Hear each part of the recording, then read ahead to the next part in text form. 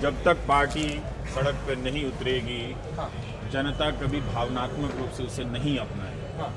तो ये मैं जो जोड़ने ये तो राजनीतिक बात हुई ना। नहीं, एक तरीके से आप इसको, मैं राजनीति तो हम भजन मंडली नहीं है, राजनीतिक पार्टी है। पहले ये था कि आप भी बचाव नहीं कर पाते थे जब कहते थे कि आपके नेता कमज़ोर हैं, बहुत सीरियस नहीं है, लेकिन अब आपको लगता है कि आपका विश्वास ज़्यादा बड़ा है और आप राहुल गांधी को लेकर पब्लिक में बात कर सकते हैं। नहीं, विश्वास भी बढ़ा है और हमारे पास तर्क भी बढ़ा है। तर्क भी बढ़ा है। हम अब तर्क के आधार पर उनको डिफेंस करते हैं। राहुल जी बदल गए तो सत्ता में आते, तो मैं पार्टी छोड़ दूंगा। आप छोड़ दो। बिल्कुल छोड़ दूंगा। तो मोदी तो सिर्फ मन की बात सुनते, लोगों को बात नहीं सुनते। जब बदलाव यहाँ पे आएगा देन ऑटोमेटिक जीत होगा। राहुल जी का प्रतिमा बनाया था। हाँ। कि वो पप्पू है तो आपको लगता है पप्पू नहीं उनके है? पास बिल्कुल नहीं है। रवि शर्मा, मैं आपको एक सवाल पूछूंगी। कि आप मुझे अन्ना बोलती हैं, बड़ा अच्छा लगता है। Thank you Anna. Thank you. मैं जो है मध्य प्रदेश और महाराष्ट्र के बॉर्डर से माननीय भारत जोड़ो यात्रा में चल रहा हूँ। कम क्यों चले आप? मैंने कम नहीं चला, मैं तो केरल से चलना था तो आप मध्य प्रदेश से क्यों चले? उस समय मैं चुनाव प्रचार में हिमाचल प्रदेश में मैं लग गया आप लोग कहाँ से चल रहे हैं? और वहाँ कन्याकुमारी से चल रहे हैं आप भी? हाँ? कितना चल गए आप लोग? 3000 प्लस। इसके पहले आप कभी इतना चले थे? हम नागौर से तो दिल्ली यात्रा की थी, किसान आंदोलन। अच्छा, हो नागौर से दिल्ली की यात्रा। तब आप कांग्रेस में नहीं थे? नहीं, कांग्रेस में था। अच्छा। कांग्रेस। अच्छा, और आप? मैंने अहमदाबाद से साबरमती आश्रम से राजघाट दिल्ली तक की थी 1275 से बाद पहले? हाँ, वो किस लिए आप? हमारे राष्ट्रीय अध्यक्ष लालजी देसाई। अच्छा, तो अहमदाबाद से दिल्ली के राजघाट तक आप पहले भी यात्रा कर चुका, तो ये कोई पार्टी का प्रोग्राम था आपका? नहीं, वो सेवा दल से था। पार्टी का। किस लिए था वो? अप्रैल और मई में हाँ आजादी के 75 साल के हाँ हाँ आजादी गौरव यात्रा निकाला था, जिसमें 75 सेवा दल के साथ ही हाँ एक भी मीटर कहीं गाड़ी में नहीं बैठने का प्रण लेकर तिरंगा लेकर निकले थे और 58 दिन में 1275 किलोमीटर का डिस्टेंस वो भीषण गर्मी में 46 डिग्री टेम्परेचर में कवर किया था। तो ये इस यात्रा के पहले वो बड़ी यात्रा हम लोग करके ही दिल्ली पहुंचे थे और उसके बाद ये तो सेकंड 1800 किलोमीटर थी वो 1275 और ये लगभग आप 3000 किलोमीटर 3500 करेंगे हम लोग करेंगे, लेकिन करीब 3000 के करीब पहुंच गए। और ये फायदा ये है जो पहली यात्रा तो में मतलब चले इस थे, एक साल में आप 5000 किलोमीटर चल गए। हाँ, इस बार का हम लोग का जो सदनसीब है, हाँ। ये मेरी 7वीं पदयात्रा है, पर तीसरी राजनीतिक यात्रा है। उससे पहले 4 जो यात्रा की थी वो जन अधिकारी को लेकर, जो जनता के आदिवासी को लेकर, अलग अलग लैंड राइट मूवमेंट को लेकर, तो वैसी यात्रा थी। ये तीसरी जो हमारी राजनीतिक यात्रा है, अद्भुत अनुभव है जनता के बीच में जाने का और इस धरती माता को छूते हुए आगे निकलते हैं तो प्यार पाते हैं। किस तरह का प्यार पाते? क्या अंतर आया मतलब ये जो अंतर हम लोगों को देखने में, क्योंकि इस यात्रा सही में बताइएगा। 2014 में आप यात्रा कर रहे होते, 2017 में आप यात्रा कर रहे होते, 2022 में कर रहे हैं आप, 22 में शुरू हुई ये यात्रा, अब तो हम 2023 में है ना? जो फर्क मुझे, हम लोग जो पहली यात्रा आज़ादी गौरव यात्रा लेकर जब 6 अप्रैल को साबरमती आश्रम से निकले थे, 75 सेवा दल के कार्यकर्ता सादाई से गांधीयन तरीके से वो यात्रा को लेकर निकले थे। शुरुआत में लोग हंसते थे हाँ। क्या यात्रा लेकर निकले हैं, क्या फायदा है, कौन आएगा कौन नहीं। पर हमने देखा धीरे धीरे और पार्टी के लोग भी हंसते होंगे।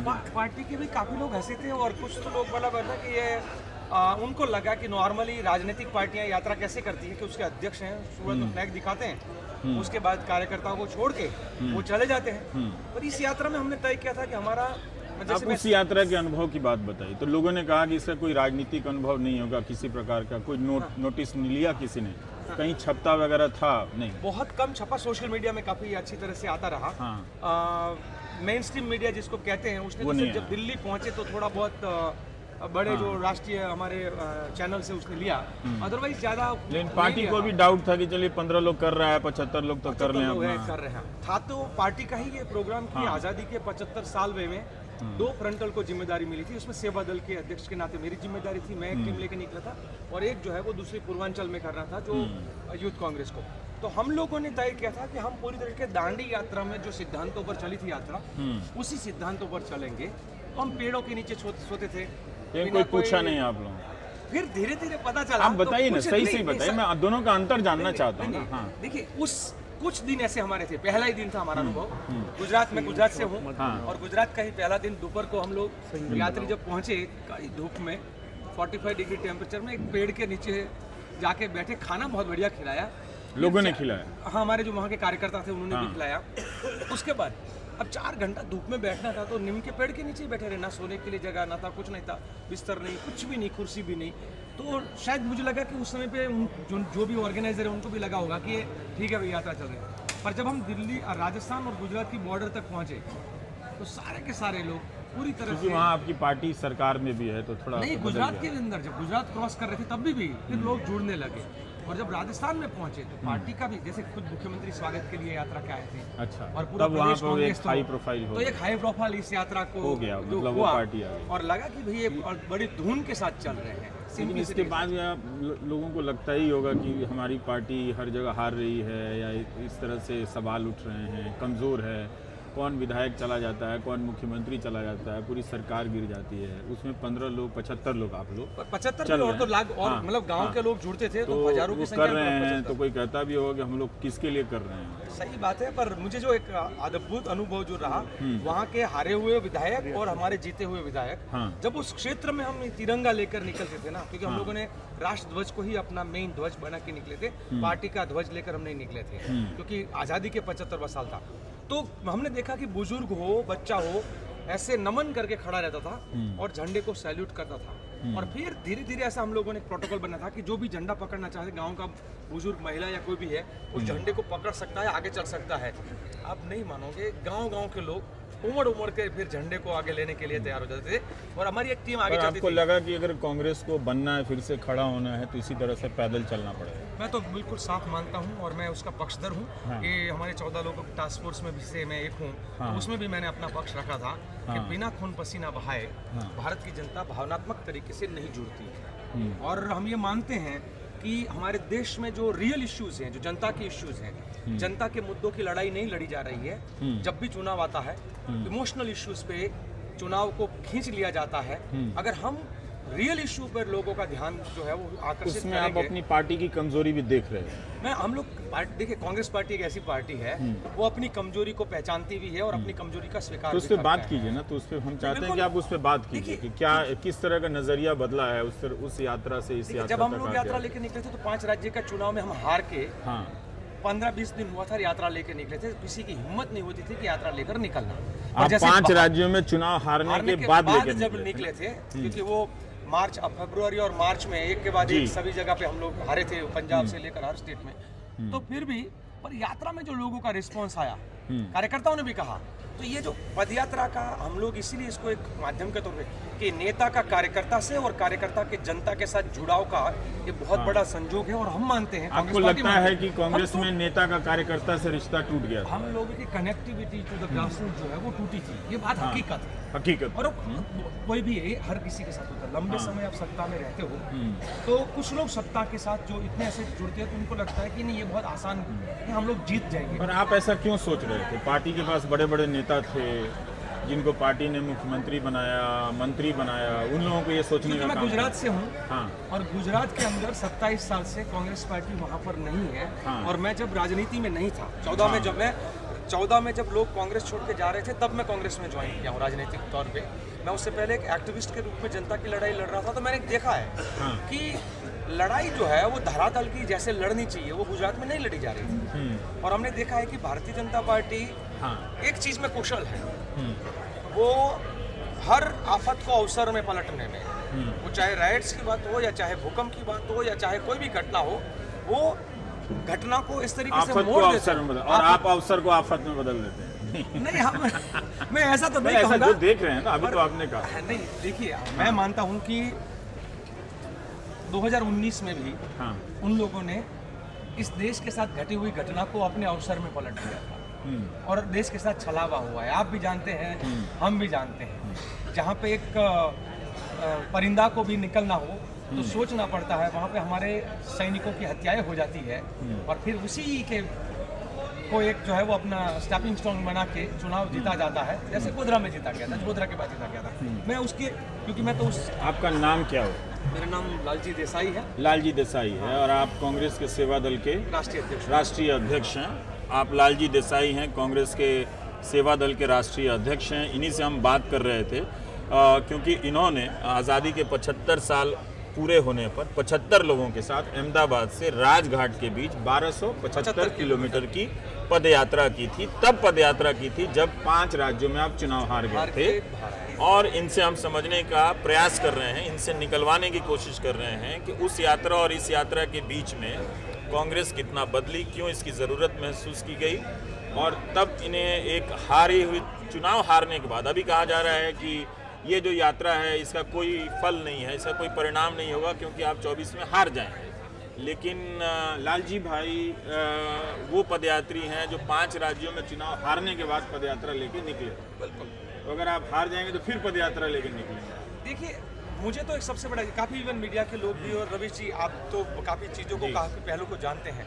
हम इस पदयात्रा को चुनाव से नहीं जोड़ रहे हैं। दूसरी बात है कि राजनीति में है, तो राजनीति से जोड़ने में क्या, राजनीति और चुनाव को हम अलग मानते हैं। लोग ये जैसे मैं बीइंग एक्टिविस्ट, मैं एक आंदोलनकारी के रूप में भी मैं राजनीति कर रहा था।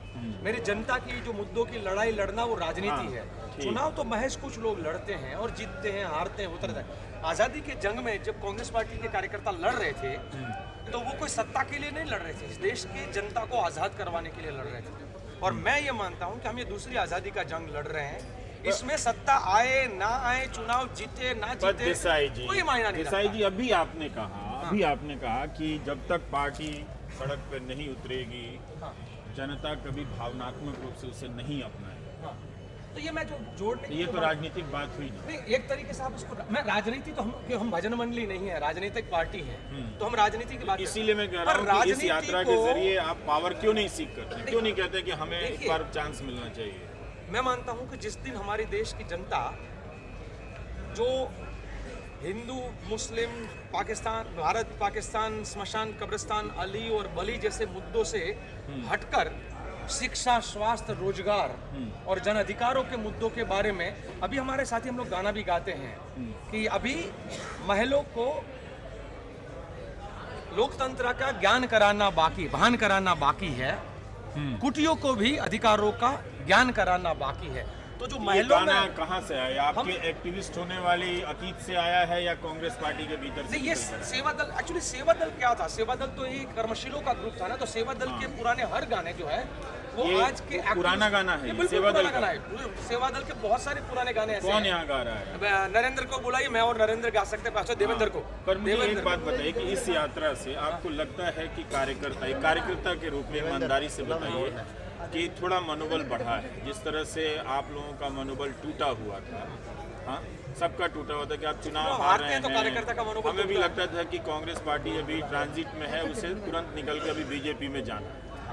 और बहुत सारे नेता चले भी गए वहाँ पे जाके, और जितनी आसानी से कांग्रेस के नेता बीजेपी में चले जाते हैं उतनी आसानी से बीजेपी से तो नहीं आते, अभी तक तो नहीं आए। मुझे उस मामले में बीजेपी पर दया, बीजेपी के कार्यकर्ताओं पर दया आती है। अच्छा, कि कांग्रेस जो है लीडर तैयार करती है, बीजेपी के कार्यकर्ता मेहनत करके पार्टी खड़ी करता है, और उनको नेता, कांग्रेस वाले नेता जो है वो कांग्रेस से चाहिए। अच्छा। क्योंकि उनके पास नेतृत्व के शायद वो अभी भी उनको कॉन्फिडेंस नहीं है कि भारत में जीत सकते हैं। इससे तो आप पर भी दया आनी चाहिए ना कि आपके कार्यकर्ता किसी नेता को खड़ा करते हैं, वो चला जाता है बीजेपी। नहीं, वो ऐसे नेता जाते हैं, उसका भी मैं एक कांग्रेस के अंदर रहते हुए भी एक अलग सोच के साथ में, पूरी जो कांग्रेस की मूल नीति वाली सोच में मैं जाता हूँ, तो मैं देखता हूँ कि जो नेता सत्ता, संपत्ति और सुरक्षा से ग्रसित है, ये ऐसे तो बहुत सारे नेता हैं और वो भाजपा में जाने चाहिए, क्योंकि कांग्रेस में रहने से उनको जो चाहिए, क्योंकि जो लोग पहले से ही सत्ता के केंद्र में ही रहना चाहते थे और जैसे ही सत्ता जाती है तो वो पार्टी बदल लेते हैं, तो ऐसे नेता चले भी जाए तो मुझे लगता है कि कांग्रेस पार्टी के एक समंदर की तरह, मैं सब कार्यकर्ता के तौर पर, कार्यकर्ताओं का समंदर है। लोग पूछेंगे कि चुनाव तो नहीं जीतती है। चुनाव देखिए उस हिसाब से बोलिए कि समय लगेगा, समय पर क्या समय लगेगा, स्तर पे कोई बदलाव देख रहे हैं? इस यात्रा का अगर हम आपसे पूछें कि कांग्रेस के संगठन के भीतर क्या असर पड़ा? मुझे देखिए, हमारा कार्यकर्ता जो पहले दिन चल रहे थे, जो भारत यात्री जो है, मैं उसका 3 दिन का प्रशिक्षण कैंप में भारत यात्री का किया। ठीक है। उस समय के और आज के भारत यात्री को जब मैं मिलता हूँ ना, तो एक जुनून अलग है, फर्क है, एक फर्क है। पहले 3 दिन, 5 दिन, 10 दिन चलने से लेकर वो सिर्फ एक ही दिमाग में चल रहा है कि हम चलेंगे कैसे, ठीक है। अब यही है, ये सोच रहे हैं कि हम चलेंगे कैसे, वो नहीं, हम जब कश्मीर में जाने के बाद हमारे क्षेत्रों में जाके इसी आंदोलन को खड़ा कैसे करेंगे? तो आपको लगता है कि 8 साल से जो जनता पूछ रही थी कि विपक्ष के रूप में कांग्रेस की भूमिका उतनी सक्रिय नहीं है, तो एक तरह से कांग्रेस भी इस तरह के सड़क पे ना उतरकर इस तरह के कार्यक्रमों को ना करके भी खुद भी जिम्मेदार थी, बहुत लचर हो गई थी, उसका मनोबल टूट गया था? मैं ऐसा तो नहीं कहूँगा, पर हर पार्टी का एक अपना एक ट्रांजिशन फेज होता है। हर पार्टी जब सालों तक सत्ता में रहती है और उसके बाद उसकी सत्ता से जब वो बाहर होती है, और उसमें भी, और जब जब इस तरीके का हुआ है तो कांग्रेस पार्टी में एक बहुत बड़ा बदलाव भी आया है। वो चाहे 1977 वाला दौर ले लो आप, या उसके बाद वाला भी, और जब 2004 में भी हम लोग सत्ता में आए थे तो बीच वाला हमारा फेज था, वो थोड़ा शिथिल फेज और रहता है, हर पार्टी में शिथिल फेज आता है। मैं ये मानता हूँ कि कांग्रेस पार्टी का कार्यकर्ता इस यात्रा के बाद, शुरुआत में बहुत लोग, इवन कार्यकर्ता भी, मीडिया भी, अन्य राजनीतिक पार्टी भी बड़ी शंका से वो देख रहे थे। अब चर्चा क्या कर रहे हैं, यार ये बड़ा मजबूत बंदा है, ये बड़ा, मतलब राहुल जी है, वो टाइम भी नहीं बदलता है, 6 मतलब 6 का ही होगा, 5.5 मतलब 5.5 ध्वजबंधन होगा, ठंड होगा, बारिश होगा। तो इनकी जो डिटर्मिनेशन जो है उसको लेकर जनता में जो भ्रमणा पैदा की थी भारतीय जनता पार्टी और खास करके संघी स्ट्रेटेजिस्ट लोगों ने, राहुल जी की जो छवि जो देश में बनाई थी उन्होंने, हम जानते थे राहुल जी को। मैं खुद रही राजनीति में राहुल जी से अट्रैक्ट होकर आया हूँ, क्योंकि मैं जिन लड़ाई लड़ रहा हूँ मुद्दों की, वही लड़ाई राहुल जी है। वो अपने ही शब्दों में जब डिस्कशन करते हैं तो हमको वही राहुल जी सिखाते बदल हैं। गए तो सत्ता में आते हैं तो मैं पार्टी छोड़ दूंगा, आप छोड़ दें, बिल्कुल छोड़ दूंगा। मैं वही उसी रास्ते पे आ जाएंगे, मैं उसी रास्ते पे, तब मैं इसी पार्टी के सामने खड़ा और राहुल जी के खिलाफ भी तब खड़ा होऊंगा अगर राहुल जी रास्ता बदल लेंगे। पर मुझे विश्वास इसलिए है कि राहुल जी हम सबको रास्ता दिखाने वाले, खुद रास्ता नहीं बदल सकते। आपको विश्वास? मुझे विश्वास है, वो मुझे मेरे नेता पर इतना विश्वास है, क्योंकि वो देखिए हर चीज़ को मैं पर इस तरह के बोलने वाले बहुत सारे लोग कांग्रेस के बीजेपी में वो मुझे नहीं पता, क्योंकि मुझे तो बीजेपी ने जब गुजरात में मैं जन आंदोलन लैंड राइट मूवमेंट में 40,000 हेक्टर जमीन नरेंद्र मोदी के जो ड्रीम प्लान से मैंने छीना हूँ और जनता को वापस दिलवाया हूँ, तो मुझे पता है कि क्या क्या ऑफर ये कर सकते हैं। क्योंकि जो मैं मानता, जो सिर्फ अगर आपको चुनाव जड़ के जीत के पार्लियामेंट में बैठ जाना है या आपको सिर्फ मिनिस्टर बन जाना है, तब तो आप दूसरी तो ये आप कह रहे हैं, ये पार्टी के भीतर भी बहस हो रही है कि एक पार्टी ऐसी हो गई है जो एमपी बनना चाहते हैं, जो एमएलए बनना चाहते हैं, लेकिन कोई कार्यकर्ता या पार्टी नहीं बनना चाहता है। ऐसा नहीं, देखिए रवि जी, आप अपने शब्द मेरे मुंह से बुलवाना चाहते हैं। क्या ये बहस चल रही है कि इस पार्टी के कार्यकर्ताओं में भी और नेताओं में भी वैचारिक आइडियोलॉजी क्लियर होनी चाहिए? देखिए, हम ये बात जरूर मानते हैं कि जब हमारे पुरखों ने आम के पौधे लगाए थे तो फल लंबे समय तक उसके मिलते हैं, तो दूसरे पौधे लगाने बहुत ज़रूरी होते हैं। तो हर राजनीतिक पार्टी में बीच में एक दौर होता है कि जब आपके खेतों में अच्छे फल आ रहे हैं तो नए पौधे लगना कम हो जाते हैं। मुझे लगता है कि राहुल जी जो है वो नए पौधे लगाने के देश भर में, इस देश के लिए नए पौधे लगाने का अपने दर्शकों को बता दूं कि मैं आपसे इसलिए बात कर रहा हूं क्योंकि मुझे भी कई बार लगता है कि कांग्रेस में कांग्रेसी नहीं मिलते हैं और अस्थायी तौर पे कांग्रेसी ज़रूर मिलते हैं। और कांग्रेसी नहीं मिलने का मेरा इरादा ये कहने का है कि उन्हें अपने पार्टी के बड़े पुराने नेताओं, योगदान, इन सब के बारे में कम जानकारी है। वो बहस नहीं कर सकते हैं, उनको आगे रख कर वो बहस पैदा भी नहीं कर सकते हैं और बचाव भी नहीं कर सकते। फेल हुए हैं हमारे। जैसे 8 साल तक नेहरू पर इतना हमला होता रहा और आप पार्टी, उनकी बनाई हुई पार्टी जिसमें वो थे, वो पार्टी उनको डिफेंड नहीं कर पाई कि नेहरू का क्या था। तो मैं ये जानना चाहता हूँ कि इस वैचारिक स्तर पर जिस पे नंबर दिया जाता है कि आरएसएस के लोग स्ट्रांग हैं, बीजेपी के लोग स्ट्रांग है, इसलिए उसका कार्यकर्ता उससे जुड़ा रहता है, कांग्रेस ने इसे अपनी कमजोरी के रूप में देखा है और इस यात्रा के दौरान इसमें आप कुछ परिवर्तन होते देख रहे हैं? देखिए, मैं परिवर्तन होता हुआ देख रहा हूँ, हमारे कार्यकर्ताओं के भीतर भी एक कॉन्फिडेंस बढ़ता हुआ देख रहा हूँ। पर मैं सबसे पहले हमेशा कहता हूँ कि आरएसएस जो जिस पृष्ठभूमि पे बना है ना, वो पृष्ठभूमि ही गलत है। जब अब पृष्ठभूमि गलत हो, कितना भी कोशिश कर ले, आप इमारत कितनी भी बड़ी खड़ी कर दे, पर अगर आपकी बुनियाद गलत है, आपका जो फाउंडेशन गलत है, तो वो लंबे नहीं टिक सकती है। और कभी कभी ऐसा होता है कि आपका फाउंडेशन सही है, आपके प्रिंसिपल सही है, आपके वैल्यूज सही है, तो हो सकता है कि आपका काम थोड़ा बहुत आधा अधूरा रह जाता है, थोड़ा लंबा खींचेगा, पर अल्टीमेटली वो ठीक होगा। और इसलिए मैं कहता हूँ कि वो लोग नारा लगाते हैं कि देश के गद्दारों को दैनिक गाली देके बोलते हैं गोली मारो, ऐसे करके वो हम बोलते हैं कि देश, हमें नया जो डिस्कोर्स है, कांग्रेस पार्टी इसी मुद्दों को लेकर अब आगे चर्चा कर रही है और हम खास करके सेवा दल में इसका प्रशिक्षण भी करेंगे। गद्दारी का मतलब क्या होता है? गद्दारी का मतलब मेरे देश के झंडे को जो ना माने तो देश के साथ गद्दारी हुई, राष्ट्रगान को ना माने तो देश के साथ गद्दारी हुई, संविधान को ना माने तो देश के साथ गद्दारी हुई। और इस भारत माता की जो 8 संतान है, हिंदू, मुस्लिम, सिख, ईसाई, बौद्ध, जैन, पारसी और बहाई, उस संतानों को आपस में जो लड़ा दे तब देश के साथ गद्दारी है, इस भारत माता के साथ गद्दारी है। और ये गद्दारी कौन करता है पूरा देश जानता है। तो आपने भी गद्दारी वाले डिस्कोर्स को पकड़ लिया है। और ये सच्चाई है ना, क्योंकि किसी भी, मैं बोला नॉट ओनली फॉर इंडिया, किसी और देश के भी उस देश के सिटीजन हो तो उस देश के झंडे को मानना पड़ेगा, उस देश के राष्ट्रगान को आप बड़े स्वाभिमान के साथ देखेंगे। हमारे ही देश में संगठन चला रहे हो और हमारे ही देश के राष्ट्रगान को आप नकार रहे हो, हमारे देश के अंदर ही आप पूरा और उसी झंडे को न मानते हुए उसको आप शुकन मानते हो और कोई एक रंगा और कोई उन्होंने तो देश भर में तिरंगा फहराया है, वो तो मजबूरन मुख्यालय पे फहराया, उनके मुख्यालय पर जाके सेवा दल का और यूथ कांग्रेस का साथी जाके पहली बार कितने साल के बाद तिरंगा जाके चढ़ाया है, तब जाके तिरंगे अब लहराना शुरू किया है।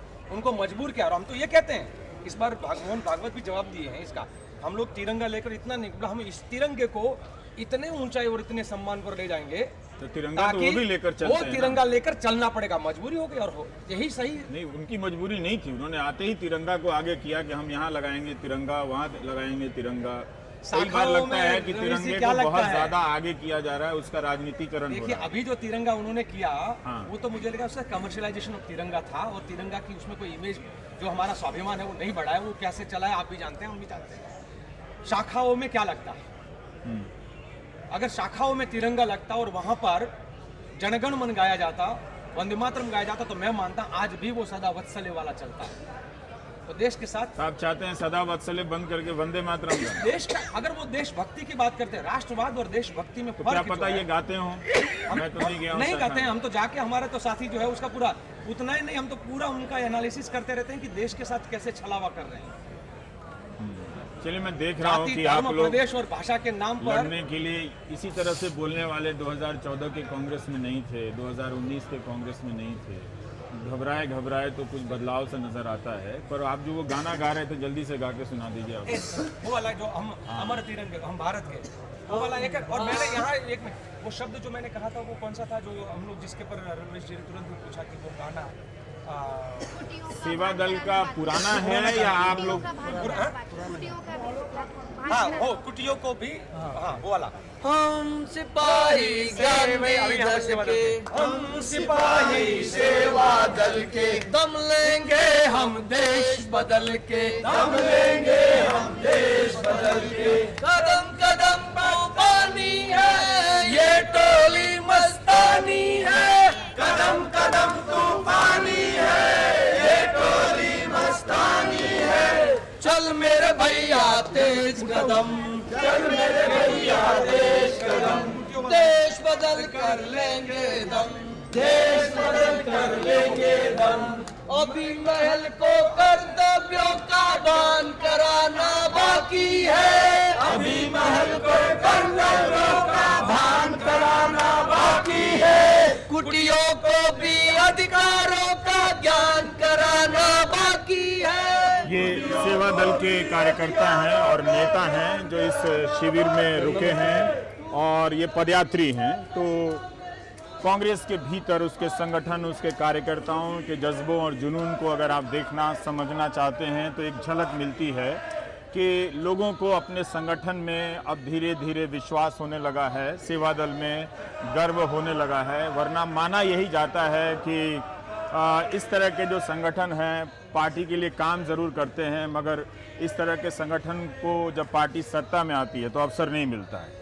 मगर एक पार्टी जो बहुत चुनाव में हार चुकी है और इसे सिर्फ हारी हुई पार्टी के रूप में देखा जाता है, वहाँ पे कार्यकर्ता अगर उत्साह में नज़र आ रहे हैं, गाना गा रहे हैं और उनके उत्साह में किसी प्रकार की कमी नहीं है, तो इसको एक समय और एक ख़ास संदर्भ में ज़रूर नोट करना चाहिए। वहाँ से कोई यात्री हमें बुला रहे हैं कि तो ये शिविर है, आप देख सकते हैं कि यहाँ पे कितने पदयात्री हैं यहाँ पे। अब ज़्यादा हो गया, 150 हो गए, अब मेरा पाँव न छुए हैं, 200 से ज़्यादा हो गया। शुरू में कितने लोग थे? 120। आप लगता है कन्याकुमारी से चले हैं? You are from Tamil Nadu. So आपका वजन कम हुआ काफी? हाँ, Yes, sir. I lost 10 kilos. 10 kilos, only 10 kilos. हाँ? 10 kilos more than us, sir. हाँ?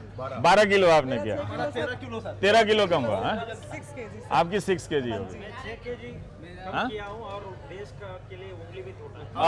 सर इम्पोर्टेंट हम फिजिकल फिटनेस देश को राहुल जी बना रहे हैं। अच्छा। और हम बिल्कुल आरोग्यदायी निरोगी हैं। अच्छा, ये देखो। यात्रा का यही उद्देश्य जो है सभी ओ, तो कोई 10 किलोग्राम वजन घटाया है, किसी का 6, किसी का 8, किसी का 12। हाँ? हाँ, ये फिजिकल है। इम्पोर्टेंट ये कि आप यहाँ में देखने आए। नहीं नहीं, मैं देखने आया हूँ कि हाँ आपका चला गया। हाँ? हाँ, कोरोना भी भागा। हाँ? तो कितना वजन था? 11 kg आपका वजन गया है। हाँ? बेली तो बहुत बड़ा था। अच्छा, तो आप बेली गया आपका। हाँ, मतलब फर्स्ट क्लास। हाँ, तो आप कांग्रेस में महिला Congress state secretary from Kerala. Kerala की हैं। अच्छा, और आप कितने साल से इस पार्टी में? मैं तो बचपन से ही। अच्छा, जब 2014 आया, आपका नाम क्या हुआ मैम? 2000 आपका नाम क्या हुआ? Shiba Ramachandran. Shiba Ramachandran. Shiba Ramachandran हैं आप, केरला कांग्रेस की सदस्य हैं, महिला कांग्रेस की सदस्य हैं। तो मैं ये पूछ रहा था कि 2014 में आप कांग्रेस पार्टी में थी? जरूर थी। 2019 में भी थी और 2022-23 में भी आप हैं। मैं थोड़ा सा आपसे अंडरस्टैंडिंग जानना चाहता हूँ कि उस समय जब नरेंद्र मोदी का उभार होता है पूरा देश में, तो आपको क्या लगा था कि क्या आपकी पार्टी कभी खड़ी हो पाएगी? और अभी जो आप इस यात्रा से गुजरी हैं, तो उसमें आपके साइकोलॉजिकल बिलीव में कितना चेंज आया है कि आप एक सही पार्टी में हैं? मैं तो हार्डकोर पार्टी फॉलोवर है। तो इसके लिए पार्टी के रिवाइवल के लिए मैंने साथ चला। बाद में तो पूरा पॉलिटिकल नहीं, स्पिरिचुअल जैसा ये, like always moving without any political agenda. But पर शुरू में लगा कि इसमें कोई पॉलिटिकल एजेंडा होगा। नहीं है। तो भी मेरे मन में तो मैं तो as I told no hardcore party follower. So always it was teaching me why we are not pointing fingers to Modi. We should Bhrashtachaar, then unemployment, so many, even GST, sustainable products also, rice, dal, everything, चावल, everything GST भी। इसलिए तो मुझे और बहुत ये तो मोदी तो सिर्फ मन की बात सुनते, लोगों को बात नहीं सुनते। पर शुरू में आपको लग रहा था जब यात्रा शुरू होती है, स्टार्ट होती है, कि हम पॉलिटिकल एलिगेशन क्यों नहीं लगा रहे हैं, शार्प अटैक क्यों नहीं कर रहे हैं? फिर आप धीरे धीरे समझ में आई कि ये पॉलिटिकल के लिए नहीं है, किसी और मकसद के लिए। मैं पहले तो उस समय से मन में पूछ रहे थे क्यों पॉलिटिकल एजेंडा नहीं है, ऐसा था। तो बाद में अभी नॉर्थ में आने के बाद थोड़ा पॉलिटिकल जैसा हो गया, क्योंकि इतना अटैक किया मोदी ने राहुल जी के शर्त के बारे में, शू के बारे में, तो भी वो चुपचाप जा रहे थे। तो लोगों को मालूम हो गया राहुल जी तो यूनाइट करने के लिए, आसपास में नफरत तोड़ने के लिए, प्यार बढ़ाने के लिए, यूनिटी। तो आपको लगता है कि राजनीतिक पॉलिटिकल पार्टी, हाँ, ये विचारधारा, कांग्रेस के विचारधारा और आइडियोलॉजी ऊपर बढ़ाया। राहुल जी चुपचाप चलने से भी ये हमारा पार्टी का तो आपके भीतर एक चेंज आया कि ये यात्रा किस चीज के लिए है? ये तो कि ये स्पिरिचुअल के लिए है, लेकिन एक पॉलिटिकल पार्टी की हैं आप। हाँ, हाँ, मैं आपको इतना मैं दर्शकों से भी कहूँगा कि ठीक है, आप केरल की हैं, हिंदी बोलने में और समझने में कुछ गलती हो जाए तो आप इनके साथ विशेष रियायत बरतें हैं और आप बहुत सख्त ना हो। पर ये हमारे लिए गर्व की बात है कि मेरे लिए तो शर्म की बात है कि मैं आपकी भाषा नहीं बोल पाता हूँ, लेकिन मेरे लिए गर्व की बात है कि आप हमारी भाषा बोल पाते हैं। पर एक पॉलिटिकल पार्टी का मतलब है कि पावर सीकर, कि चुनाव आएगा, हम जीतेंगे, हमको सत्ता चाहिए, ये कहने में क्या बुराई है? देखिए, बोलने के बिना पूरे लोगों को मालूम हो गया, there is one person who can guide India, who can their so many problems are there, they are facing, everything will have a solution. So Rahul Gandhi is the last word.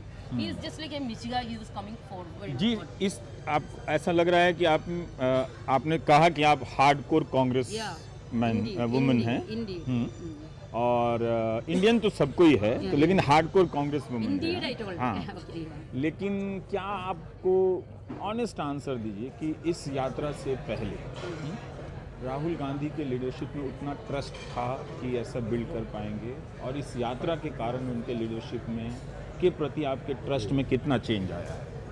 पहले तो आप सब इसका जवाब दीजिए बारी बारी से। राहुल जी तो पहले भी वो तो बहुत सोच समझता रहे, क्या क्या बोलते वो उसमें तो पार्टी के लिए बोलते, इतना विचारधारा में आइडियोलॉजी में very strong and he was talking. But sometimes sir was Rahul ji was about to go to some other places, and these people like media, corporate media, sorry to say like that, please Godi media, Godi media, they were making the propaganda that Rahul ji is not a sustainable person, he is छुट्टी मनाने चले जाते हैं, ऐसा था। तो अब भी देखिए भारत जोड़ो यात्रा आया, एक दिन भी राहुल जी किसी जगह भी नहीं गया। तो आपको भी अच्छा लगा ना? आपको अच्छा लगा कि इसकी वजह से आप डिफेंड नहीं कर पा रही होंगी कि हमारे नेता बार बार चले हैं? हमारे लीडर तो बहुत पंचुअल है ना? अच्छा अच्छा जी, हाँ, मैं ऑनेस्ट है ना, वो जिंदाबाद वाला नारा मत लगाइए, ऑनेस्ट बताइए कि पहले क्या सोचते थे इस तरह के जब मीडिया में बातें आती थी, और अब क्या आपकी नज़र में नेता की छवि बदली? हाँ, इंग्लिश चलेगा। नहीं, इंग्लिश में हाँ, ओके। तो पहले भी Rahul Gandhi, I don't know English, मतलब राहुल गांधी, हाँ, जो उनका परिवार ये देश के लिए, इंदिरा गांधी और आपको पता है वो तो अंडरस्टूड है, लेकिन राहुल गांधी हमेशा देश के लिए और देश का जितना जनता के लिए, आम आदमी के लिए वो अच्छा, ये बात सही है। मैं जवाब जानना चाहता हूँ। हम तो कार्यकर्ता हैं पार्टी के, हम तो पहले से हमारे दर्शकों को भी पता है कि मैं कांग्रेस के कार्यकर्ताओं से और यात्रियों से ही बात कर रहा हूँ, आप पहले से जानती थी। कोई ऐसा है जो पहले में डाउट था? हाँ, एक सेकंड। हाँ, ये यात्रा से जनता को ये मालूम हो गया, राहुल जी ये देश में अगर आम आदमी के लिए जो भी करना है, और आपको राहुल जी के बारे में क्या मालूम? मुझे ये चाहता है 4 घंटा सोता है, 4 घंटा सोता है, और जो 18 घंटा वो आदमी के लिए काम करता है, 24 घंटा में 20 घंटा। तो सुबह से लेकर हम लोग ये सब टाइम इधर रेस्ट कर रहे हैं, तभी वो इंटरेक्शन कर रहे हैं वहाँ पे। तो 1 मिनट भी उसको क्या नहीं होता है, वो रेस्ट नहीं कर रहे, वो देश के लिए, वो देश के आम आदमी के लिए जो हमेशा चेंज आया वो मैं हाँ, वो चेंज के बारे में बताइए। जो आप कह रही थी, शिबा रामचंद्रन जी जो कह रही थी कि पहले इस तरह की खबरें आती थी कि वो चले गए हैं, तो इससे लगता था कि वो नॉन सीरियस तरह के नेता हैं, तो अब क्या चेंज आया है? हम लोग कांग्रेस से 30 साल से जुड़े हुए हैं और हमको डिफेंस करने में बहुत दिक्कत आती थी। जब वर्कर बीजेपी का हम पे आक्रामक होता था तो हमको कई बार डिफेंस करने में दिक्कत आती थी, और हम ये सोचते थे कि हमारी पार्टी में इतना मजबूत स्टैंड क्यों नहीं आता जिसके आधार पे हम डिफेंड कर सके। राहुल जी की इस यात्रा ने हमको वो सब हथियार दे दिए, जिन हथियारों से हम बीजेपी के वर्कर से और बाकी लोगों से पहले आपका नाम मैंने पूछा? मेरा नाम विजेंद्र सिंह। विजेंद्र सिंह जी, मैं राजस्थान से। आप राजस्थान से, आप ओल्डेस्ट हैं? जी। अच्छा, ओल्डेस्ट का मतलब सबसे ज्यादा उम्र वाले? अच्छा, अरे आपको तो अलग से बताइए। जो बुजुर्ग हैं उनका हर जगह अलग से सम्मान होना चाहिए, लेकिन अब तो सीनियर सिटीजन को ट्रेन में वो सब्सिडी नहीं मिलती है, तो आप बहुत ज़्यादा खुश ना हो। लेकिन पहले ये था कि आप भी बचाव नहीं कर पाते थे जब कहते थे कि आपके नेता कमज़ोर हैं, बहुत सीरियस नहीं है, लेकिन अब आपको लगता है कि आपका विश्वास ज़्यादा बढ़ा है और आप राहुल गांधी को लेकर पब्लिक में बात कर सकते हैं? नहीं, विश्वास भी बढ़ा है और हमारे पास तर्क भी बढ़ा है। तर्क भी बढ़ा है, हम अब तर्क के आधार पर उनको डिफेंस कर सकते हैं। और राहुल जी का जो एक झूठा चेहरा पब्लिक के सामने मीडिया ने पेश कर दिया था, वो धराशायी हो गया और ये तर्क ओरिजिनल राहुल जी सामने है। ये तर्क कैसे बढ़ा? इस पैदल चलने के दौरान आप लोग इन सब बातों पे सोचते रहे, बात करते रहे? नहीं, इस पैदल चलने के दौरान हम लोगों में भी गुणात्मक परिवर्तन आया। आप लोगों में भी आया? मैं खुद फील करता हूँ। तो मतलब क्या इतना परिवर्तन आ गया कि चुनाव होगा तो आप टिकट मांगने नहीं जाएंगे? नहीं, सवाल वो वाला नहीं है। नहीं, सवाल टिकट का नहीं है। अच्छा। और ये यात्रा हम लोगों ने टिकट के लिए की भी नहीं की। क्योंकि रवीश जी एक बात और बता दें, हम जो 120 लोग हैं, जिस दिन हम चले थे जिस दिन हमने यहाँ ज्वाइन करने का सोचा था उस दिन हमको ये नहीं पता था कि ये बेड मिलेंगे, हमको इतना अच्छा खाना मिलेगा या हमको कोई सुविधा मिलेगी। हमको ये भी नहीं पता था कि कैंटीन मिलेंगे सोने के लिए।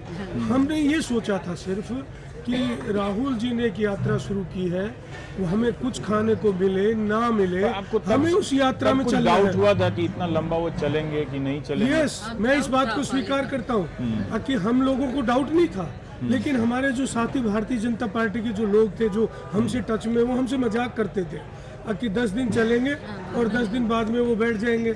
हम ये कहते थे, हमने ये जवाब दिया वहाँ पर कि कोई बात नहीं, वो 10 दिन चलेंगे ना, हम उनका फोटो लेके चलेंगे, लेकिन हम जाएंगे जरूर। लेकिन आपको फोटो लेके चलने की नौबत नहीं पड़ी। ये इतना आ रहा है एक सेकंड इतना मैं कर्नाटक से हूँ, मैं उनका पीछे कन्याकुमारी से उनका नजदीक सुरक्षा टीम में था। तो उन्होंने उसी में आपका ये आपकी उंगली टूट गई वहाँ पे टूटा है, लेकिन वो टूटने से बड़ी बात नहीं है क्योंकि यहाँ यूपी ठीक है। देश में मेरे सवाल का जवाब दीजिए। देखिए दर्शक एक कांग्रेस के, हम उनको पता है कि मैं कांग्रेस के कार्यकर्ता से बात कर रहा हूँ, आम जनता से नहीं कर रहा हूँ। तो मैं ये जानना चाहता हूँ कि आपके भीतर एक जो आपका नेता है उससे लेकर पहले किस तरह के डाउट्स थे, अब किस तरह के क्लियर है, तो थोड़ा अगर आप ईमानदारी से जवाब दें, बजाय इसके कि वो महान है वही सबसे अच्छे हैं, तो हमें भी पता चलेगा कि इस यात्रा में आपसे पहले क्या सोच रहे थे, इस यात्रा के बाद आप क्या सोच रहे हैं। हम देख सकते हैं एक विलेज का नहीं तो सरपंच भी बोलता है एक ही, करता है एक ही। जबान कुछ भी दे सकता है लेकिन करता उल्टा है। लेकिन राहुल जी को मैं नज़दीक से देखा हूँ, दिन में 8 से 9 घंटे मैं उनका नज़दीक से देखा हूँ, लेकिन जो उन्होंने बोला है वही करता है। झूठ कभी मैं नहीं देखा हूँ, जो चेहरा है वो सच्चाई है। गुस्सा नहीं किया? गुस्सा कभी। एक बंदा ने तेलंगाना में उनका पीछे से आके पैर में गिर गया, मैं तो सोचा आंख मुझ गया, मैं थोड़ा सिक्योरिटी के छोड़ के आके गिर गया हूँ, मैं थोड़ा स्पीड से गिरता तो उनका पैर टूटा। उन्होंने कभी गुस्सा नहीं किया, वो भी पैर थोड़ा उठा के चलता है। आप पर देखा होगा। आपका जो डाउट था कभी इस तरह से, जैसे इन्होंने कहा, देखिए शुरू में बहुत तरह के विपक्ष के भी लोग कहते थे कि नॉन सीरियस नेता हैं और आधे में कहीं चले जाएंगे, या फिर जो उनके कमिटमेंट नहीं शो कर रहे थे, टिक नहीं रहे थे राजनीति में। इस यात्रा ने ये बदला है ये इमेज कि राहुल गांधी टिकने वाले नेता हैं। कह सकता हूँ कि इससे पहले भी राहुल गांधी जब अध्यक्ष थे, इससे पहले बहुत उनकी सीधी बात होती थी, ये घुमा फिरा के बात नहीं करते थे। कितने पढ़े लिखे लोग, कितने पढ़े लिखे हैं, और उन्होंने देश के जो जनसंख्या के बारे, देश के संस्कृति के बारे उसको पता है।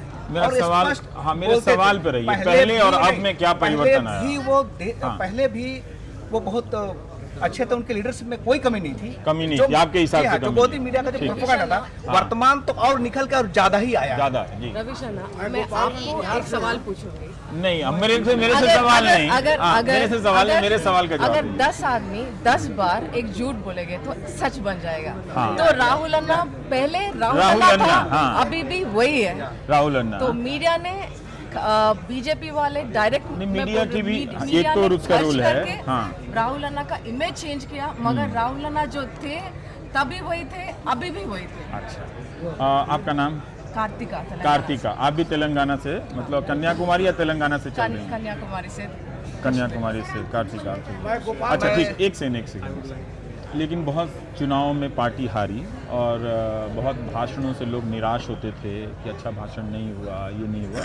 ये भी एक सच्चाई है कि बहुत सारे चुनाव हारे, बहुत सारे लोग सरकार जहाँ जीते, जैसे मध्य प्रदेश है, वहाँ से पार्टी तोड़ के ही चले गए, और भी दूसरे कई राज्य हैं कर्नाटक में।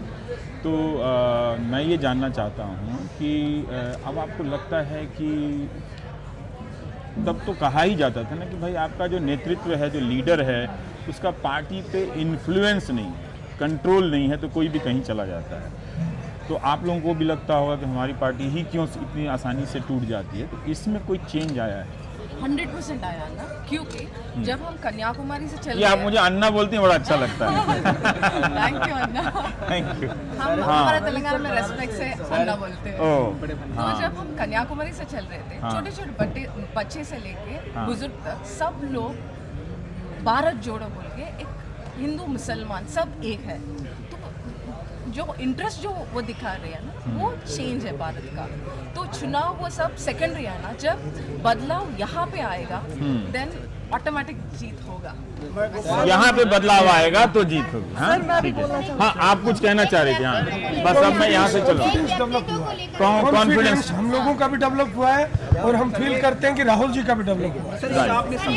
और मुझे अच्छा लग रहा है कि आप लोग काफी हद तक ईमानदारी से बात कर रहे हैं। मध्य प्रदेश से एक व्यक्तित्व को लेकर काफी हद तक आप मतलब समझते हैं। एक व्यक्तित्व को लेकर आपने सवाल पूछा था कि पहले आप उनके बारे में क्या सोचती थी और यात्रा के बाद में क्या बदलाव आया। तो एक चीज जो है दिमाग में वो आई, वो ये अनुभव हुआ है मुझे कि पहले मैं एक पार्टी के उससे जुड़ी थी कि ठीक है मुझे कांग्रेस की विचारधारा पसंद है, देश को जो है लोकतंत्र की बात करती है, संविधान की बात करती है। किंतु 5 महीने कोई एक छोटा समय नहीं होता है किसी के व्यक्तित्व को समझने के लिए। कोई 1-2 दिन के लिए आपको छल सकता है, थोड़े दिन के लिए आपको, लेकिन सहज और सरल होना ही पड़ता है किसी का दिल जीतने के लिए। तो 5 महीने ये पर्याप्त समय है हमारे नेता को जानने के लिए। हमने एक चीज जानी उनकी कि वह कोई सी भी सच्चाई है वो एक्सेप्ट करते हैं, चाहे वो हमारे। अब मेरा सवाल आपसे ये है कि 5 महीने में आप उनके साथ चल रही हैं तो आप सीधे उनको समझ रही हैं, देख रही हैं, अखबार से नहीं देख रही हैं, टीवी से नहीं देख रही हैं। क्या 5 महीने से पहले और जो 4-5 साल जो 8 साल गुजरे हैं, इस दौरान आप भी अपने नेता को टीवी और अखबार से देख रहे थे कि कहीं कोई कमी तो नहीं? मैं देख रही थी, लेकिन हम लोग तो पार्टी से जुड़े हुए हैं, जुड़ना अलग बात है। तो सत्यता के तह तक जाते हैं कि जो हमें गोदी मीडिया परोस रहा है वो हमारा नेता वैसा है भी कि नहीं। फिर हम सर्च करते हैं तो कहाँ सर्च करते हैं? Google search. बिल्कुल सर्च करते हैं। तो गूगल सर्च में तो सारा वो सेम है। सर आप भी जानते हैं, आपसे बढ़कर कौन जानता है कि गोदी मीडिया क्या करती है, झूठ को कैसे सच परोसा जाता है। लेकिन चेंज आया जब आपने खुद उनको नजदीक से देखा। पहले जितना जानती थी उससे ज्यादा। ओके, इंडिया ने कभी एक्चुअली राहुल गांधी को नहीं दिखाया था। जो 8 साल का जो अभी जो बीजेपी है वो सत्ता में आने के बाद राइट। मैं 1 मिनट आ रहा हूँ।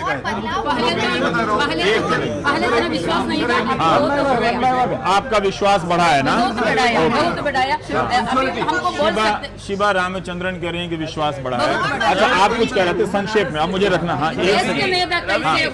एक यहाँ नारा मत लगाइएगा। अच्छा अच्छा ठीक है। तो आप भी यात्रा। अच्छा तो आप भी इसी पैदल चल रहे हैं। तो क्यों चलने आए जब आप कांग्रेस के मेंबर नहीं हैं? I have believed in Rahul Gandhi, and I'm seeing him past 2 decades. I'm contemplating on him, how much he have improved. तो यही तो मैं पूछ रहा हूँ ना कि अभी जो everyone was answering in a different way. My thing is that the improvement is like when a person gets experiences, more experience every day. He is like every day is coming up with, he is raising the voices of the people. तो आप कांग्रेस अब join कर सकते हैं? It's like see, I'm a son of a congressman, so that's a reason. That is one reason my father is elder. That is one reason. पर Congress join नहीं किया आपने? तो कांग्रेस की यात्रा में आप? Yes. हाँ मुझे पता है। और आनंदराव पाटिल बनारस से जी, मैं लातूर महाराष्ट्र लातूर से। लातूर से। तो मैं चल रहा हूँ राहुल गांधी जी के साथ में। तो उनका जो अनुभव, उनके सिद्धांत, उनके उपदेश, उनका आदर्श मेरे राष्ट्रपिता महात्मा गांधी। इतनी बात जितनी आप लोग राहुल गांधी की तारीफ में कर रहे हैं, इस यात्रा से पहले आपके बड़े बड़े नेता राहुल गांधी के बारे में बात नहीं करते। क्या ये सच्चाई नहीं है? मैं देखा हूँ संसद में जब आपको ही मालूम होगा कि नरेंद्र मोदी जी प्रधानमंत्री जी से वो नफरत नहीं करते। ये जो उनका जो कार्य चल रहा है उससे नफरत कर रहे हैं, लेकिन उनको गले को गला लगाया था संसद। अच्छा गले को गला देखा जी। एक दिन ना मैं ऑफिस में थी कांग्रेस पार्टी के, एक बंदे मेरे सामने खड़े थे। तो ऐसे ही राहुल जी की बात चल रही थी, तो वो बोले कि ऐसे ही मजाक करके हंसने लगे राहुल जी। तो मैं बोली, मैंने कहा नहीं मुझे नहीं पता भाई ऐसा क्या होगा इस देश में, या राहुल जी ऐसा क्या करेंगे, लेकिन एक दिन पूरा देश राहुल जी का नाम लेगा। ये मैंने वाकई ये आपका विश्वास है? मैं बदलाव के बारे में जानना चाहता हूँ, विश्वास के बारे में। हाँ जी जी सर। हाँ राहुल गांधी के बारे में जो पहले सोच बनी थी, राहुल गांधी के बारे में बहुत बखूबी से कोई जानता नहीं था। मंच से आते थे और चले जाते थे। ऐसे स्थिति में आज जनता के मन में जो विश्वास की किरण जग रही है, वो राहुल जी जनता से कनेक्ट लगातार लोगों से मिल रहे हैं। अपना बताइए कि आपका क्या चेंज आया है? एक समय था जब राहुल जी के बारे में लोग काउंटर करते थे, तो हमारे पास सवाल का जवाब इसलिए भी नहीं हो पाता था क्योंकि मुझे और कांग्रेस के लोग के ही पता था राहुल जी के शैक्षिक, राहुल जी के टाइम जो भी है समय का और जो काम है उनका वो हमें पता था, लेकिन आज जनता को इस यात्रा के माध्यम से जन जन को पता चल पा रहा है कि जो एक नेता चल भी सकता है। जन की बात नहीं कीजिए, आप अपनी बात मैं बता रहा हूँ। हाँ। एक नेता जो आपके भीतर क्या बदलाव आया? क्या आप पहले राहुल गांधी का बचाव नहीं कर पाते थे, अब बेहतर तरीके से करता था, लेकिन हमारे पास तर्क कम थे। एक उदाहरण देने के लिए आज इस यात्रा भारत जोड़ो यात्रा में दिखता है कि एक नेता का दृष्टिकोण जो लोग सोचते हैं ना कि एसी के कमरे में रहेगा, तो आप उस नेता को जान पाए जी, है ना? अक्सर नेताओं को यही देखा जाता है कि एसी के कमरे में रहता है। ठीक है, आप यहाँ पे बहुत मैं कुंवर बबलू बिंद केमाटू बनारस से। हाँ। और कुंवर बबलू जी पिछले 8 साल से हाँ। हमारे समाज के साथ ही पूरे देश को ये वर्तमान सरकार ने जो छला है झूठ बोलकर, तो हमारे यहाँ बनारस कांग्रेस और राहुल गांधी की बात कर रहे हैं। हाँ। देखिए कांग्रेस के भीतर कांग्रेस, ये तो बात जब जाहिर है कि कांग्रेस संगठन काफी कमजोर हो गई थी, सही तो बात है ना? ऐसा नहीं था, कांग्रेस संगठन कमजोर नहीं हुई थी, ना तो राहुल गांधी जी कमजोर। अगर आप ये नहीं मानिएगा तो फिर इस यात्रा का मकसद क्या है? ये तो आपको मानना पड़ेगा कि कांग्रेस यात्रा का मकसद इसलिए आ गया कि कांग्रेस कमजोर नहीं थी, ना तो संगठन कमजोर था, लेकिन पूरे देश को झूठ बोल के जो गुमराह किया गया, इसलिए कांग्रेस को सड़क पर उतरना पड़ा। राहुल गांधी जैसे एक नेता देश के अंदर या दुनिया के अंदर नहीं होगा। आप बार बार फिजिकली पे क्यों जोर दे रहे हैं? क्योंकि वो पैदल चले हैं। नहीं, अगर फिजिकली नहीं है तो कैसे चलेंगे सर? जब ये देश चलाने के लिए आदमी का फिजिकली फिटनेस होनी चाहिए। वो फिजिकल फिटनेस अभी भी हो। तो सर जनता जो भटकी हुई है मुद्दों से, धर्म और जाति हिंसा के आधार पर पूरे देश को बांटा जा रहा है, तो जनता भटकी हुई जनता जब इस राष्ट्रीय ध्वज को देखेगी चलता हुआ, राहुल गांधी जी को देखेगी उनके हकों की जनता की जो लड़ रही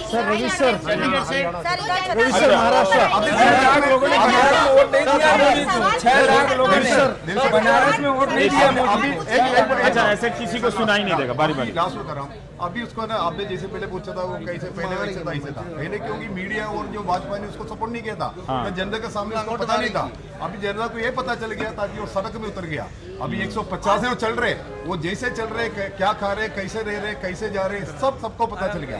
लेकिन मीडिया अभी भी क्या नहीं किया, उसको सपोर्ट नहीं कर रहे, प्लस उसको भाजपा भी सपोर्ट नहीं कर रहे, सिर्फ ये सोशल मीडिया से हमारे जैसे कार्यकर्ता। स्वाभाविक है कि ये कांग्रेस की पदयात्रा, भारत जोड़ो पदयात्रा के यात्री हैं, तो जाहिर है कि कुछ यात्री जो हैं, मैं आ रहा हूँ नॉर्थ ईस्ट की तरफ, मैं आ रहा हूँ।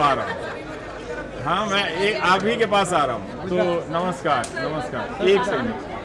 और मेरे साथ सेल्फी ना खिंचाएं, सेल्फी एक राष्ट्रीय रोग है। आपके सवाल का जवाब है सर, क्या है जी की अभी का और पहले का फर्क?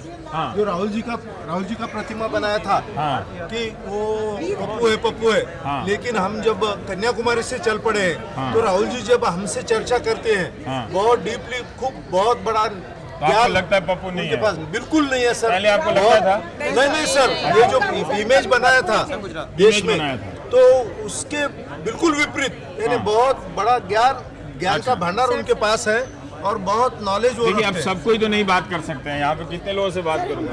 खराब करने में लाखों करोड़ों रुपए जो खर्च किए मोदी जी ने, राहुल जी ने, अगर जो वही तो आपको लगता है कि उनका कोई रोल नहीं था? किनका? सर वो जो नौजवान जो है वो परेशान है मोदी जी की नीति। मैं मुद्दों की बात नहीं कर रहा हूँ, मैं आपके पार्टी के भीतर की बात कर रहा हूँ कि हमारे जरिए दर्शक देखना चाहते हैं कि कांग्रेस के कार्यकर्ता कितने आलोचनात्मक रूप से अपनी पार्टी के बारे में बात कर सकते हैं, क्रिटिकल हो, जिंदाबाद मुर्दाबाद के बारे में बात करेंगे, तो फिर लोगों को कुछ नया सुनने को नहीं मिलेगा। जो हमने एक बात जानी है, कांग्रेस पार्टी में कभी कोई कमी ना थी ना होना, लेकिन ऐसा तो हो नहीं सकता, कोई पार्टी दुनिया में नहीं होती जिसमें कमी नहीं होती। ऐसा ही है रवि जी, मैं ही कई कमियां बता सकता हूं। हम सभी करते हैं और ये सभी जनता स्वीकार। ठीक है, हमारे जैसे कि बोला गया कि राहुल जी पप्पू थे, सर पप्पू का नाम लेकर उन्होंने जो अगेंस्ट पार्टी ने पूरे देश को पप्पू बनाया है। उनकी अगर नेगेटिव पब्लिसिटी नहीं की जाती तो आज वो प्रधानमंत्री बनते थे। अगर उनकी नेगेटिव पब्लिसिटी करने के बाद ही वो बने हैं। जैसे कि प्रधानमंत्री बनना चाहिए। जी हाँ, प्रधानमंत्री राहुल जी डिजर्व करते हैं प्रधानमंत्री के लिए। सर जैसे कि पहले जैसे कि मेरा अब हो गया, मैं समाप्त कर लाइफ रहा हूं। में एक ऐसा बड़ा नेता है सर जो सड़क पर चले हैं और हर व्यक्ति से जन से मिल रहे हैं और उनकी क्या स्थिति है, चाहे एक नेता के बारे में क्या स्थिति है, चाहे एक व्यक्ति विशेष के बारे में क्या एक विश्लेषण छप रहा है कि इस यात्रा का राजनीतिक फलितार्थ क्या होगा, यानी 2024 में कोई असर होगा कि नहीं होगा, वो तो बहुत दूर की बात है या शायद जानी हुई बात है। लेकिन यहाँ कार्यकर्ताओं से बात करते हुए ये लग रहा है कि इसका तात्कालिक असर ये है कि इनमें बहुत जोश है, जुनून है और काफ़ी नज़रिया बदला है। जो शंकाएं थी राहुल गांधी को लेकर, वो जो मीडिया के ज़रिए जो मीडिया के ज़रिए राहुल गांधी को इन तक जो पहुंचाया गया, वो काफ़ी चेंज कर गया है इन कार्यकर्ताओं में। तो आप कांग्रेस के पदयात्री, उसके समर्थक कहिए या जो भी कहिए, इस पूरी बातचीत के ज़रिए आप झांक कर देख सकते हैं कि एक पार्टी जो विपक्ष होना चाहती है वो अपने भीतर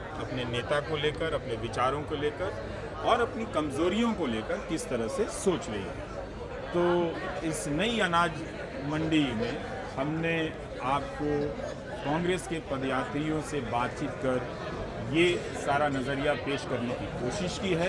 तो आप इसे देख सकते हैं कि जिस पार्टी को विकल्प बनना है, उस पार्टी के भीतर किस तरह से विकल्प का निर्माण हो रहा है। जब तक पार्टी के भीतर विकल्प नहीं बनेंगे, वो पार्टी बाहर किसी